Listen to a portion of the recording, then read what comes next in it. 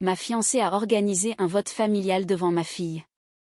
Sa mère a dit, « Levez la main si vous pensez que ses enfants devraient déménager. » Tout le monde a levé la main. Ma fille était assise là, à les regarder un par un. J'ai juste dit, « C'est noté. » Une semaine plus tard, quand j'ai refusé de me porter garant pour le prêt immobilier de 270 000 € de sa fille, ma fiancée a débarqué à la porte de mon bureau en tremblant. Ma fille Chloé a 8 ans. Elle a les yeux de sa mère et mon obstination, ce qui signifie qu'elle remarque tout et ne dit rien jusqu'à ce qu'elle soit prête. Elle était assise à cette table de salle à manger un mardi soir de février, dans une maison dont je payais le crédit depuis 14 mois, et elle a regardé cet adulte lever la main pour voter son expulsion. Elle n'a pas pleuré. Elle a juste regardé chaque main une par une, peut-être qu'elle les a comptées. Puis elle m'a regardé et j'ai dit, « C'est noté. » 2 mots. C'est tout ce que j'avais. Parce que si j'avais ouvert la bouche un peu plus, j'aurais dit quelque chose que je n'aurais pas pu retirer.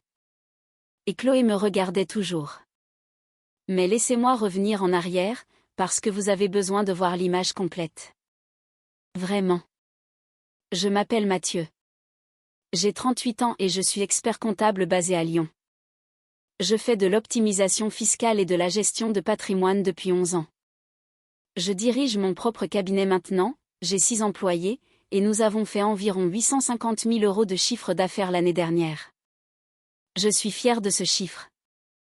Je l'ai construit à partir de rien après mon divorce. Et je l'ai construit tout en élevant 2 enfants. Et je l'ai construit en étant le genre de personne qui disait toujours oui quand la famille avait besoin d'aide. Cette dernière partie est importante. Gardez-la en tête. Mes enfants sont Chloé, qui a 8 ans, et Hugo, qui vient d'avoir 11 ans. Ils vivent avec moi à plein temps. Leur mère a déménagé à Bordeaux il y a 3 ans pour une relation qui a duré 8 mois. Et depuis lors, les enfants sont à ma charge exclusive. Je les aime plus que les mots ne peuvent l'exprimer. Chloé dessine des cartes de pays imaginaires avec des histoires complètes, des capitales, des exportations, des jours fériés. Hugo est capable de citer tous les titulaires de l'équipe de France de football et de la Ligue 1 des 15 dernières années sans hésiter. Ils sont bizarres, merveilleux et entièrement sous ma responsabilité. Ça m'a toujours convenu. Ça a toujours été l'essentiel. J'ai rencontré Céline lors d'un afterwork dans le centre de Lyon il y a près de 2 ans. Elle était intelligente. Elle était drôle. Elle avait ce rire qui faisait se retourner toute la pièce sans que les gens comprennent pourquoi il s'était retourné. Elle travaillait dans le marketing, gagnait bien sa vie, était propriétaire de son appartement. Je respectais le fait qu'elle gérait sa propre vie. Nous sommes sortis ensemble pendant 7 mois avant que je ne la présente à mes enfants, et encore 3 mois avant qu'elle ne dorme à la maison régulièrement. J'ai été prudent, réfléchi. Je pensais avoir tout fait correctement. Céline a une fille, Camille, 26 ans, et une mère, Sylvie, 63 ans, ainsi qu'une sœur, Bérénice, avec son mari, Thomas, et divers cousins qui gravitaient autour de la famille comme des satellites. Toujours dans les parages, toujours à manger, toujours à donner leur avis, toujours disponible pour un dîner qui finissait curieusement par me coûter de l'argent. Laissez-moi vous parler de Camille, parce que Camille a son importance. Camille a 26 ans et elle a passé la majeure partie de sa vie d'adulte entre 2 situations. Entre 2 jobs, entre 2 appartements, entre 2 projets. Ce n'est pas une mauvaise personne. Je tiens à le dire clairement. Mais elle a été élevée avec une conception bien précise du monde. Quand Camille a besoin de quelque chose, les gens autour d'elle y pourvoient. Elle n'a jamais eu de bail à son propre nom. Elle conduit une voiture que Céline lui a payée depuis qu'elle a 19 ans. Elle travaille à mi-temps dans une boutique de prêt-à-porter sur la presqu'île, un petit boulot sympa à 22 ans, une situation plus compliquée à 26 ans quand on s'attend à ce que les autres financent notre vie. Camille avait aussi des opinions sur mes enfants. Elle n'a jamais été cruelle à ce sujet. Rien que j'aurais pu pointer du doigt clairement. C'était plutôt comme s'il la dérangeait. Chloé et Hugo prenaient le temps de Céline. Ils rendaient la maison bruyante. Camille venait nous voir, c'était après que Céline et moi ayons emménagé ensemble il y a 14 mois, dans ma maison, à mon nom, et elle s'asseyait à l'îlot de la cuisine, soupirait et disait des choses comme « ça fait beaucoup, n'est-ce pas ?» Et Céline en riait. Et je ne disais rien, et Camille restait pour le dîner et repartait avec 2 boîtes de restes. J'ai dit « rien pendant 14 mois. J'ai besoin que vous assimiliez ce chiffre. » Quand Céline a emménagé, l'accord était simple. Elle devait contribuer à hauteur de 1 400 € par mois pour les frais partagés. Je payais le crédit immobilier de 2 200 €. Je payais les charges, l'électricité et l'eau, qui s'élevaient à environ 350 € par mois. Je payais toute la nourriture. Je payais tout ce qui concernait mes enfants. Évidemment, ces 1 400 € devaient couvrir sa part des frais du foyer et ses dépenses personnelles. Pendant les 4 premiers mois, c'est arrivé à temps. Puis, ça s'est arrêté. Pas de façon dramatique, pas suite à une conversation. L'argent a juste cessé d'arriver. La première fois que j'en ai parlé, elle a dit qu'elle avait eu des dépenses imprévues.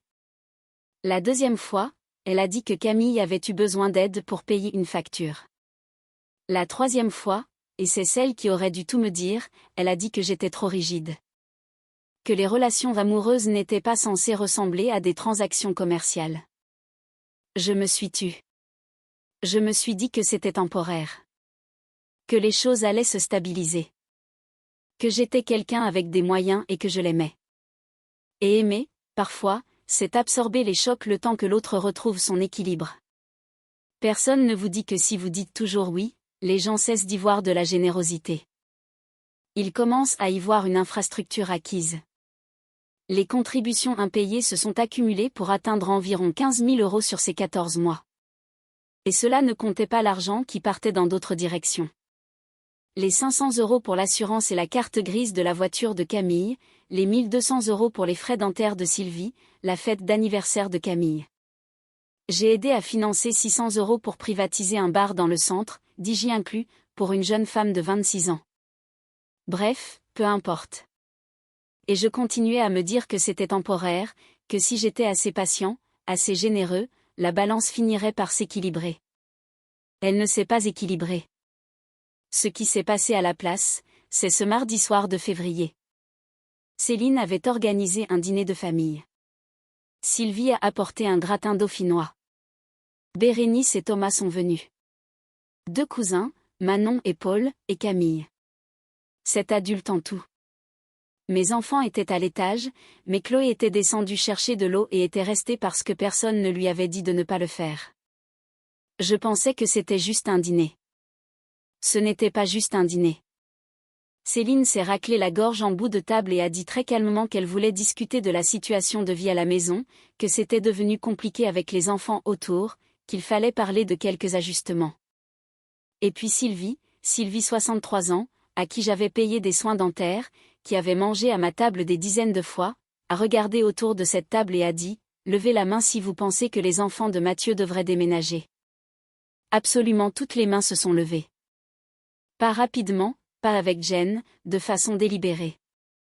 Sylvie, Bérénice, Thomas, Manon, Paul, Camille, et en dernier, juste un peu après les autres, comme si elle savait que c'était mal mais qu'elle le faisait quand même, Céline.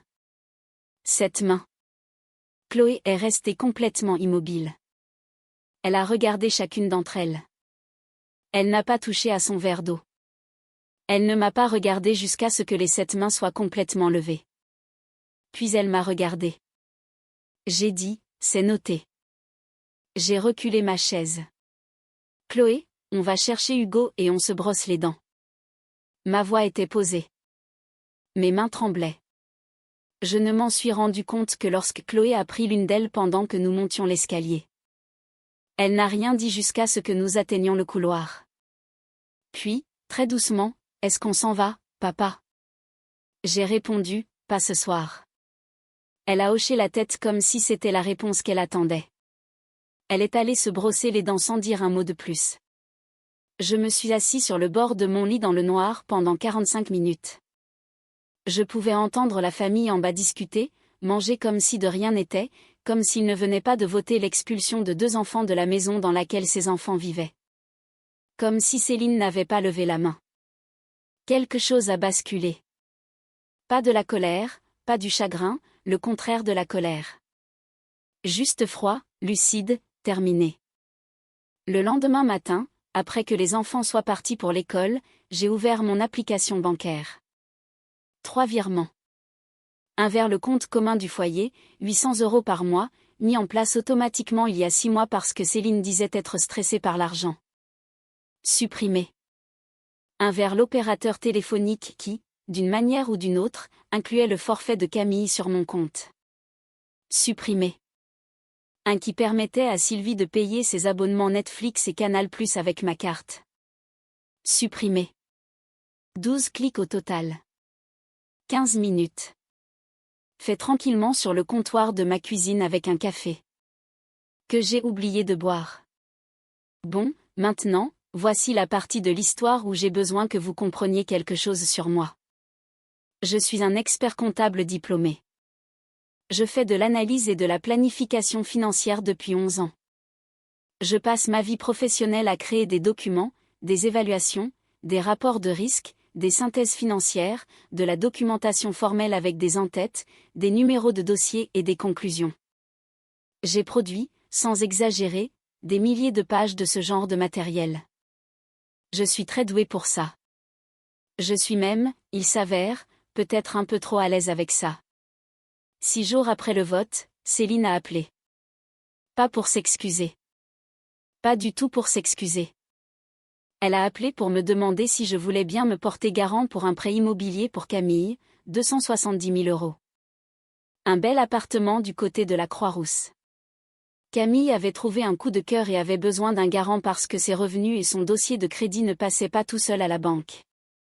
Je vais citer Céline directement, elle en a vraiment besoin. Mathieu, tu gères bien l'argent. Ça ne t'affecterait presque pas. J'ai gardé le téléphone en main pendant un long moment. Puis j'ai dit, laisse-moi y réfléchir. Je veux être très claire sur le fait que je suis une personne calme et raisonnable.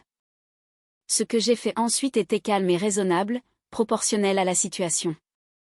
Je suis allée dans mon bureau à la maison. J'ai ouvert un nouveau document. Je l'ai intitulé « Évaluation des risques de cautionnement immobilier et synthèse de la relation financière », préparé pour un examen interne, police standard, en-tête professionnelle, numéro de page. Je lui ai donné un numéro de dossier. Je donne des numéros de dossier aux documents depuis 11 ans, ça m'a semblé tout à fait naturel. Le document faisait 14 pages. Section 1, aperçu de la relation financière. Une chronologie détaillée, mois par mois, de chaque contribution financière que j'avais payée à Céline, Camille et Sylvie, ou en leur nom, au cours des 14 mois précédents. J'avais toutes les traces. Je suis comptable. J'ai les traces de tout. Le total, quand j'ai finalement fait le calcul, s'élevait à 21 500 €. Ce chiffre m'a fait me lever et faire les 100 pas dans mon bureau pendant environ 4 minutes avant de pouvoir continuer. Section 2, analyse de solvabilité de la bénéficiaire proposée pour le cautionnement. Cette section évaluait les revenus, l'historique d'emploi et le comportement financier de Camille sur la base de documents que j'avais personnellement vus. J'ai évalué son risque de crédit comme élevé et la stabilité de ses revenus comme incertaine. J'ai noté dans une sous-section que la bénéficiaire n'avait pas conservé un emploi à temps plein pendant plus de 7 mois consécutifs à aucun moment au cours des 4 années précédentes. La section 3 s'intitulait « Facteurs de risque relationnel ». C'est là que j'ai inclus une référence à ce que j'ai formellement appelé « l'incident du vote de février », que j'ai décrit comme « une expression formalisée de préférence exécutée par cette partie prenante du foyer pour que les enfants mineurs du garant libèrent la résidence principale dont le garant est propriétaire ». Cela représente un passif relationnel de catégorie 3 et suggère un désalignement matériel entre les parties concernant les attentes de cohabitation. J'ai évalué la proposition globale de cautionnement, risque extrême, non recommandé. J'en ai imprimé cette copie. Je les ai adressées individuellement à Sylvie, Bérénice, Thomas, Manon, Paul, Camille et Céline. Les 7 personnes qui avaient levé la main. Je les ai envoyés par courrier recommandé depuis le bureau de poste de l'avenue de la République un jeudi matin. Le courrier recommandé avec accusé de réception nécessite une signature à la livraison. Je veux que vous sachiez que je le savais. J'utilise le courrier recommandé professionnellement. Je savais exactement ce que cela signifiait, que chaque destinataire devrait signer pour recevoir une enveloppe avant même de l'ouvrir. J'ai suivi les livraisons. Évidemment, celle de Sylvie est arrivée samedi matin. Je connais la séquence exacte de ce qui a suivi parce que Thomas me l'a raconté plus tard. Thomas, qui essayait de ne pas rire depuis mardi tout en s'appuyant contre sa voiture sur un parking. Sylvie a signé pour l'enveloppe, est retournée dans son allée, est restée là, et a commencé à lire. Elle est restée plantée dans cette allée pendant 22 minutes. Sa voisine, Monique, une professeure à la retraite qui surveille apparemment la rue depuis son balcon, a demandé à Sylvie si elle se sentait bien. Sylvie a répondu « Je n'en suis pas encore tout à fait sûre, Monique. » La copie de Camille est arrivée à la boutique où elle travaille. Sa collègue, une fille prénommée Océane, un prénom que je n'oublierai jamais, a raconté à quelqu'un plus tard que Camille était devenue livide, et s'était retirée dans l'arrière-boutique pendant 40 minutes avec les pages.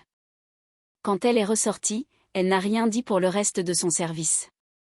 Océane avait, à un moment donné pendant ces 40 minutes, jeté un coup d'œil aux pages que Camille avait laissées sur la table de la salle de pause et pris une photo, parce que bien sûr, cette photo s'est retrouvée dans une discussion de groupe où je n'étais pas dès le samedi soir. Le dimanche, elle était dans la boîte mail de ma sœur Roxane. Roxane vit à Annecy. Elle n'avait pas été présente pour aucune partie de cette histoire. Elle m'a appelé à 21h43. Elle a dit « Mathieu, c'est quoi ce document ?» J'ai répondu « Une évaluation des risques. » Elle a dit « Il y a un numéro de dossier. » J'ai répondu « Tous mes documents ont des numéros de dossier. » Elle est restée silencieuse pendant 4 longues secondes. Puis elle a commencé à rire. Elle a ri pendant un long moment. J'ai ri aussi. Je ne vais pas prétendre le contraire. La discussion de groupe, Céline et la MIF, que j'avais toujours trouvée prématurée, s'est activée lundi à 8h17. J'ai regardé depuis mon téléphone sous mon bureau pendant un appel avec un client. Sylvie, est-ce que tout le monde a reçu du courrier ? Bérénice, je tremble littéralement. Thomas, silence. Thomas, levez la main sans regarder personne. Thomas, non mais, il marque un point sur l'incident de février. Bérénice, Thomas. Thomas, je dis ça, je dis rien. Manon, l'une des cousines, j'en ai reçu un aussi, j'étais juste là pour le dîner. Camille, beaucoup plus tard, c'est du harcèlement. Sylvie, il a évalué ma fille comme un risque extrême. Thomas, il nous a tous évalués pour être justes. J'ai posé mon téléphone face contre la table à ce moment-là. Mais voici ce que je n'avais vraiment pas prévu. Océane, la collègue de la boutique, avait envoyé cette photo quelque part. Cette photo a voyagé. Mercredi après-midi, une capture d'écran de la page de garde, en-tête visible, numéro de dossier visible, risque extrême, non recommandé, visible en bas, est apparue dans un groupe Facebook de propriétaires lyonnais. La légende, quelqu'un a déjà reçu un truc pareil avant de signer pour un bien immobilier ? 47 commentaires d'ici le jeudi matin. Le meilleur commentaire avec 41 likes, ce gars n'avait pas besoin d'y aller aussi fort, et pourtant. Un courtier en crédit immobilier nommé Romain, d'une agence de Villeurbanne, a commenté « Honnêtement, c'est plus approfondi que la moitié des analyses de préqualification que je reçois de vraies banques. » Quel logiciel a généré ça ? Romain, un inconnu, professionnellement investi dans mes choix de mise en page. Roxane a fait une capture d'écran du commentaire de Romain et me l'a envoyé par texto. Romain, j'ai répondu par texto, je n'avais vraiment pas prévu Romain. Je veux que ce soit acté. Puis Céline est venue à mon bureau, elle n'a pas rappelé avant, elle est passée devant Patricia, ma secrétaire depuis 6 ans, qui a le visage de quelqu'un qui a tout vu et qui choisit de ne pas commenter la plupart des choses, et elle a frappé à ma porte. Tenant toujours sa copie du rapport. Elle tremblait, elle ne pleurait pas, elle ne criait pas, elle tremblait, debout dans l'encadrement de la porte de mon cabinet professionnel avec 14 pages de documentation financière que j'avais préparée sur sa famille. Elle a dit « Qu'est-ce que c'est que ça ?» J'ai répondu « C'est une évaluation des risques. Tu as fait une demande financière spécifique. Je l'ai prise au sérieux et j'ai fait l'analyse. La réponse est non. Elle a dit, tu as envoyé ça à ma mère. J'ai répondu, je l'ai envoyé aux 7 personnes qui ont voté. Il m'a semblé approprié de tenir le même groupe informé. Elle a ouvert la bouche, l'a fermée, l'a ouverte à nouveau. J'ai dit, il y avait autre chose? Il n'y avait rien d'autre. Pas à ce moment-là. 12 appels manqués au cours des 3 jours suivants. 9 de Céline, 3 de Sylvie. J'ai répondu 2 fois. Une fois pour confirmer calmement que oui, j'avais envoyé le rapport à tous ceux qui avaient levé la main. Une fois pour écouter pendant que Céline me disait que j'avais humilié sa famille. J'ai dit que je comprenais que c'était une façon d'interpréter la situation. Manon, la cousine, celle qui était juste là pour le dîner, m'a envoyé un texto directement. Un seul message, pour ce que ça vaut, je trouvais que ce vote était malsain et j'aurais aimé ne pas y participer. Je suis désolée. J'ai fixé ce message pendant un long moment.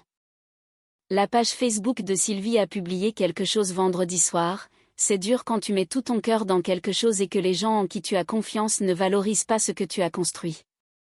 Bérénice a commenté, on t'aime maman. Certaines personnes ne sont tout simplement pas celles qu'on croyait. Vraiment très mature. Le tournant n'est pas venu des retombées de tout ça. Il est venu de Patricia. Patricia a 61 ans. Elle est dans mon cabinet depuis que je l'ai ouvert. Elle appelle les clients par leur prénom, garde des bonbons sur son bureau pour quand j'amène mes enfants, et dit exactement une seule phrase quand elle a tiré une conclusion. Après le départ de Céline ce matin-là, Patricia est apparue sur le pas de ma porte, les bras croisés. Elle a dit, Mathieu Thomas Dubois. Cette femme a levé la main. J'ai dit, je sais. Elle a dit, Chloé a 8 ans. Elle s'est assise là et a compté ses mains. J'ai dit, je sais, Patricia. Elle a dit, alors tu sais ce qui doit arriver. Pas chaleureux, pas doux, juste vrai. De la manière dont une chose est vraie quand quelqu'un qui vous a vu construire quelque chose à partir de zéro vous regarde dans les yeux et dit la chose que vous refusez de dire vous-même. C'était jeudi. Le vendredi soir, après que mes enfants se soient endormis, j'ai fait du café et je me suis assis à la table de la salle à manger. La même table où le vote avait eu lieu, parce que c'était ma table, dans ma maison. Et j'ai écrit une lettre à Céline, pas méchante, pas formelle, honnête. J'ai écrit que je l'aimais, au passé, que je l'avais regardé choisir le confort de sa famille au détriment de la dignité de mes enfants à ma table, dans ma maison, et que j'avais vécu avec ça pendant 3 semaines en essayant de trouver une version avec laquelle je pourrais vivre. J'ai écrit que les 21 500 € n'étaient pas ce qui avait mis fin à notre histoire. La négligence financière, j'aurais pu pardonner. Ce que je ne pouvais pas surmonter, c'était Chloé comptant cette main levée puis regardant son père pour obtenir une réponse qu'il n'avait pas. J'ai plié la lettre et je l'ai glissée sous la porte de la chambre de Céline. Nous dormions séparément depuis le vote. Le matin, elle était partie. Elle avait appelé Camille pendant la nuit, avait fait ses valises discrètement et était partie chez Sylvie. Elle a appelé 4 jours plus tard, calme, sans trembler cette fois. Elle a dit, est-ce qu'il y a eu un seul moment sincère pour toi? J'ai dit, tout était sincère. C'est ce qui a rendu les choses si difficiles. Elle est restée silencieuse. Puis, j'aurais dû dire non à ma mère. J'ai répondu, ouais. Elle a dit, je suis désolée pour Chloé. J'ai dit, dis-le à Chloé, pas à moi. Longue pause. Et puis elle a dit qu'elle le ferait. Et elle l'a fait. Une semaine plus tard, un court SMS sur le téléphone de Chloé disant qu'elle était désolée pour ce qui s'était passé au dîner, que Chloé méritait mieux que cette soirée-là. Chloé l'a lu 2 fois, me l'a montré, a posé le téléphone et est retournée à son dessin.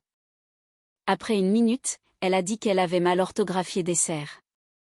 Comme le désert avec du sable. J'ai dit, comment sais-tu de lequel elle voulait parler? Chloé a répondu, parce que personne ne mérite un désert de sable, papa. Ça n'a aucun sens. 8 ans. Je ne vais pas vous dire que tout est réparé. Hugo a passé 1 semaine à demander sans cesse si on allait déménager. Je me suis assis avec lui et j'ai été précis sur chaque chose qui changeait et qui ne changeait pas. Chloé s'est remise à dessiner ses cartes. Les pays imaginaires sont devenus plus élaborés. Elle a ajouté un mur frontalier autour du plus grand. Des petites tours de garde. Dessinées avec soin. Je l'ai remarqué. Je n'ai rien dit. Mais voici ce qui est aussi vrai. 2 semaines après le départ de Céline, Patricia est entrée dans mon bureau à 18h alors qu'elle partait, et a posé quelque chose sur mon bureau. Une barre de Kinder Bueno. La préférée de Chloé. Elle en avait acheté une en plus. Elle n'a rien dit. Elle l'a juste posée là et est partie. Je l'ai mangée au-dessus d'un dossier client. C'était bon. Hugo est rentré à la maison le mois dernier en parlant d'un projet d'école sur les budgets. Il m'a demandé de lui apprendre à utiliser des tableurs. Je lui ai montré pendant 2 heures. Il a construit un budget pour un food truck hypothétique appelé Les Planches d'Hugo, qui sert de la charcuterie et vend aussi des skateboards. Je soutiens totalement cette vision, même si je ne la comprends pas entièrement. Nous avançons jour après jour. Pas de manière parfaite, mais à notre façon. Est-ce que j'enverrai à nouveau le rapport ? Je vais garder un silence professionnel là-dessus. Ce que je dirais, c'est que Romain, le courtier de Villeurbanne, commente encore de temps en temps dans le groupe Facebook des propriétaires lyonnais. Quelqu'un m'a identifié dans l'une de ses publications la semaine dernière, sans aucune explication, juste une identification. Et j'ai ressenti quelque chose que je ne peux décrire que comme de la communauté. Sommes-nous une famille parfaite maintenant, mes enfants et moi ? Non. Il y a des matins d'école où Chloé est silencieuse d'une manière qui signifie qu'elle pense à quelque chose pour lequel je n'ai pas encore les mots. Il y a des nuits où la lumière de la chambre de Hugo est encore allumée à 22h, j'y vais et il dit que tout va bien, je dis d'accord, et je m'assieds dans le couloir devant sa porte pendant quelques minutes au cas où. Mais cette maison est à nous. La table où cette main se sont levées, je m'y assieds encore tous les matins avec 2 enfants qui se disputent pour savoir quel pays imaginaire a la meilleure armée et lequel a la meilleure nourriture. C'est bruyant, c'est particulier, et c'est entièrement, complètement à nous. L'argent que Céline doit, il ne reviendra pas. J'ai fait la paix avec ça. Certaines choses sont passées en perte et profit non pas parce que le montant ne compte pas, mais parce que courir après coûte plus cher que ce que ça vaut. J'ai assez. Mes enfants ont assez. Et tous ceux qui ont considéré ces 2 faits comme une invitation ouverte vont devoir trouver une autre porte. Si quoi que ce soit de tout cela a résonné en vous, si vous vous êtes déjà assis à une table et avez regardé des mains se lever, laissez un message dans les commentaires.